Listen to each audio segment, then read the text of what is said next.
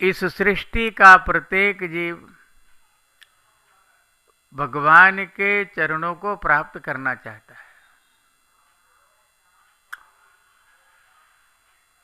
अब ये बात अलग है कि उनको इसमें सफलता कितनी मिलती है अथवा नहीं मिलती है अथवा मिलती है,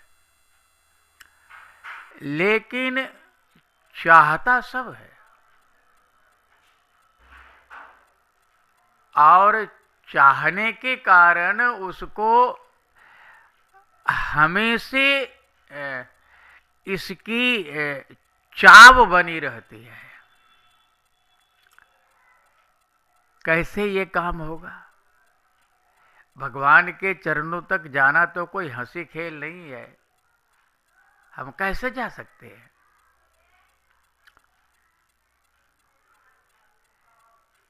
भक्त हमेशा भगवान का सानिध्य चाहता है। सानिध्य मिल जाए तो समझ लीजिए कि उसको इस सृष्टि का सब कुछ प्राप्त हो जाता है। कुछ भी पाने के लिए शेष नहीं रहता है। अब भगवान को पाने के पीछे एक ये भी कारण रहता है कि हम लाखों हजारों वर्षों तक भगवान से बिछड़े हुए रहते हैं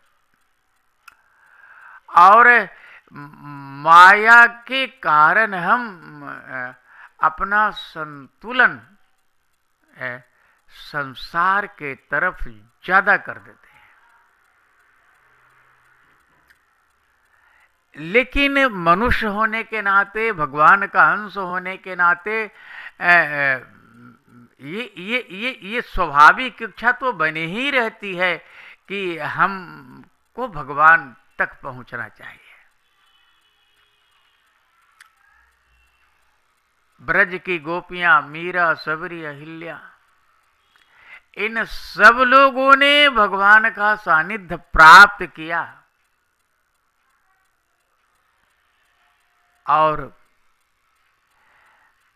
अमर हो गई, अपने जीवन को सफल कर लिया, भगवान के धाम में जाकर के अपना आवागमन समाप्त कर दिया।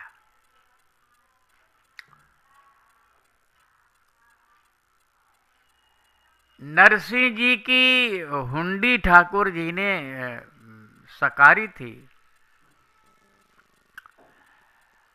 और जितने संत थे सबको सबके सामने उपस्थित भी हुए, सबने देखा भी, तुरंत गायब भी हो गए, अंतर ध्यान भी हो गए, लेकिन कोई समझ नहीं सका।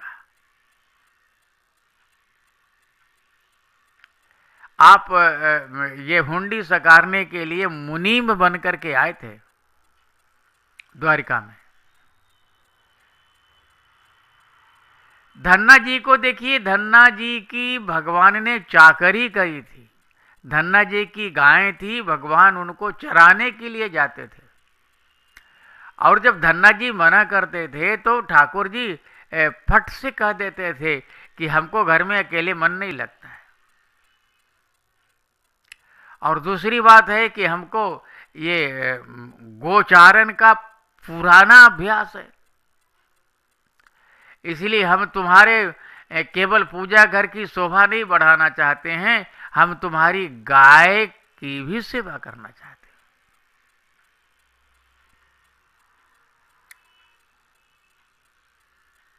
हैं। यानी यदि हम भगवान को पाना चाहते हैं, उनके चरणों तक पहुंचना चाहते हैं, तो जैसे धन्ना जी हैं, नरसिंह जी हैं, ब्रज की गोपियां हैं, मीरा हैं, सबरी हैं, अहिल्या हैं, इन सब लोगों ने, नरसिंह जी हैं, इन सब लोगों ने अपने संपूर्ण जीवन को दांव पर लगा दिया था भगवान को पाने के लिए।